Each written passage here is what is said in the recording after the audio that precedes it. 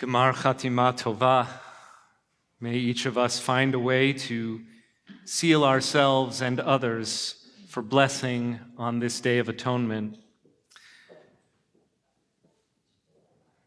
It is not an easy thing to be called to lead the Jewish people. In our biblical tradition, many of the prophets, when told by God that they are about to undertake a divine mission, say something along the lines of, "Thanks, but no thanks, God." Even the first and arguably greatest of the prophets, Moses, says, "Send someone else. I'm not much of a public speaker." Many other prophets would rather have run away from the task, but went into it reluctantly. Only one prophet actually just runs away, and that, of course, is Jonah, the namesake of the book that is read on the afternoon of the Day of Atonement. In noteworthy contradistinction, the leadership of Rabbi Rick Jacobs has always been one in the model of the antilogue to Jonah, and that is the prophet Isaiah. When summoned by God for holy service, it is Isaiah who says, "Hineni shalcheni," "Here I am, send me." Or colloquially, for all y'all baseball fans, and I know we have a few of them here, "Put me in, coach."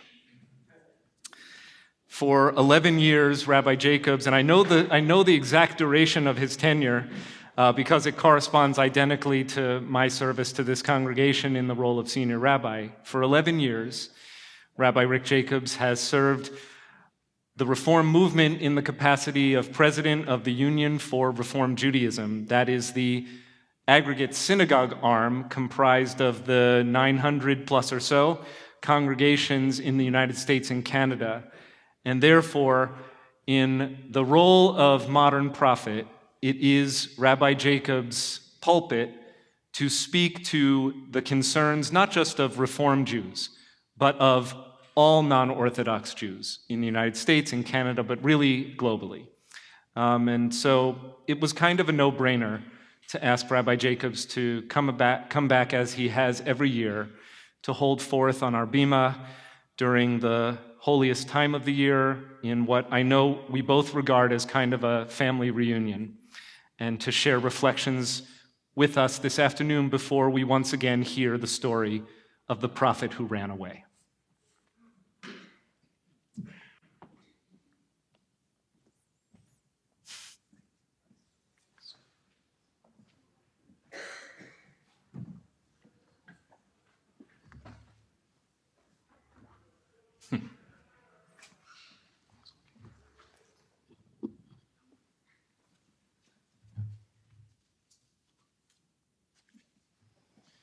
Shana Tova, Westchester Reformed Temple.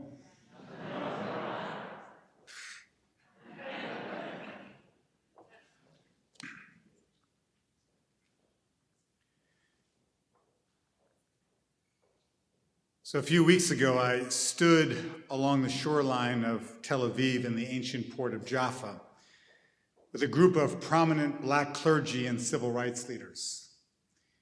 We had traveled together to encounter the complexity and beauty of that much-promised land. We packed not only our suitcases, but also competing narratives. In the blazing August sun overlooking the ancient harbor, we began our journey. I gave an opening talk based on, you guessed the biblical book, please, the book of Jonah. After all, we were standing right where the ancient Hebrew prophet Jonah had boarded a ship to run away from God's call. Jonah isn't sent to call an opposing political camp to repent. No, that would be way too easy. Rather, he's sent to a brutal enemy of the ancient Israelites. What's so bad about the Ninevites? Well, Nineveh was the capital of Assyria. And in 722 BCE, the Assyrians, with their trademark brutality, conquered the northern kingdom of Israel, dispersing 10 of our 12 tribes, who were then lost forever. Addressing our remarkable black civil rights leaders, I contrasted our mission with Jonah's. Unlike the biblical Jonah, we weren't trying to escape. We were ready to see it all. We were ready to stretch ourselves to see with open eyes, and more importantly, open hearts, to challenge and be challenged. We imagined that there would likely be bumps along the way, and oh yes, there were. However, our group knew one another from our ongoing social justice and racial equity work here in the United States. So there was a reservoir of goodwill and commonality that served us well. One of those Black faith leaders was my brother, Bishop Darren Moore. You'll remember, formerly the pastor of our sister congregation in Mount Vernon, Greater Centennial AME Zion Church.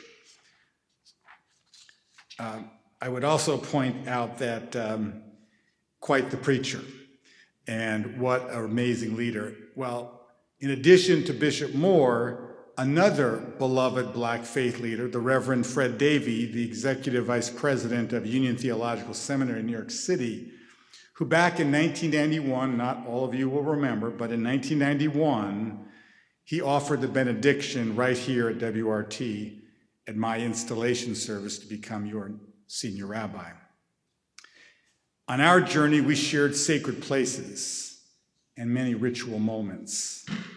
We commemorated the destruction of the first and second temples on Tisha B'Av at the egalitarian section of the Western Wall.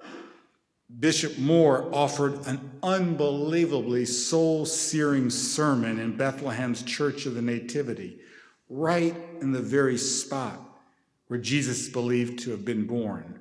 And if you remember Bishop Moore, then Reverend Darren Moore, preaching on this bema, you can know that this was a man who has and still has the incredible gift of the Spirit.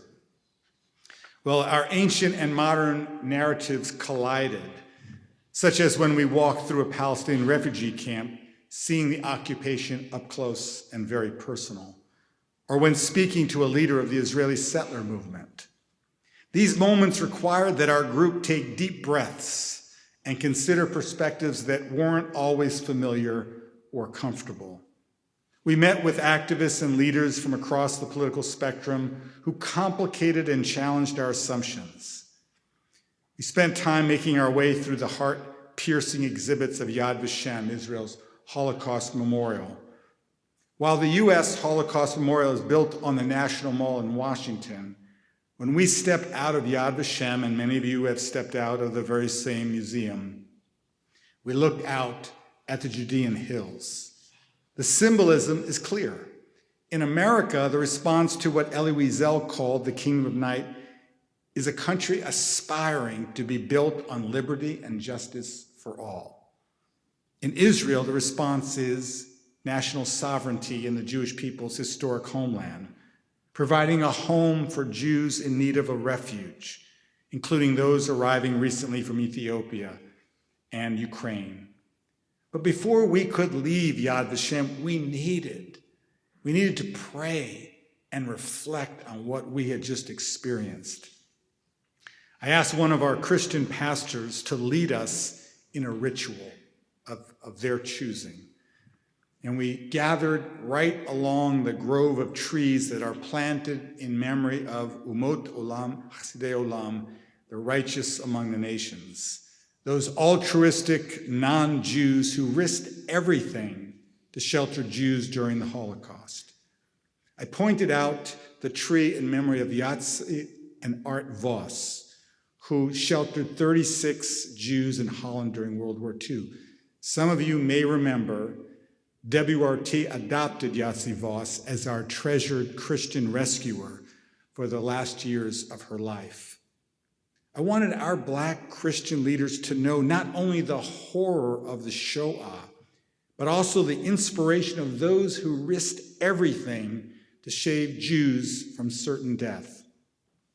I also wanted our Black Christian leaders to know that we've never claimed that righteousness was the sole possession of the Jewish community, as the book of Jonah painfully reminds us.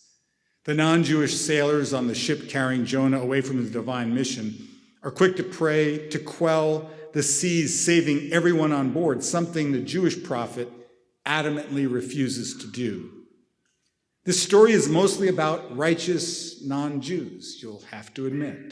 They're sympathetic sailors, an earnest captain, remorseful Assyrians. In front of my Black Christian colleagues, I wanted to acknowledge that the only questionable character in the entire tale is spineless Jonah, the Hebrew. I did this in a particular way for a particular reason. I wanted to declare that the journey we were undertaking would not be a one-dimensional indoctrination, but rather a deep encounter with complex narratives. It's hard not to despair when encountering the long-standing, intractable conflict between Israelis and Palestinians. Yet in the course of our time together, we managed to crack open our hearts to narratives we had truly not seen or heard before.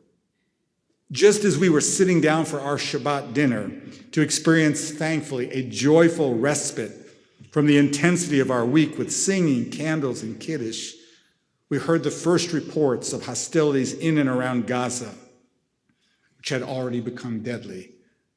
Our Israeli Torah educator was traveling to meet us from her home outside of Jerusalem when the sirens sounded, sending her 3 young children to the bomb shelter.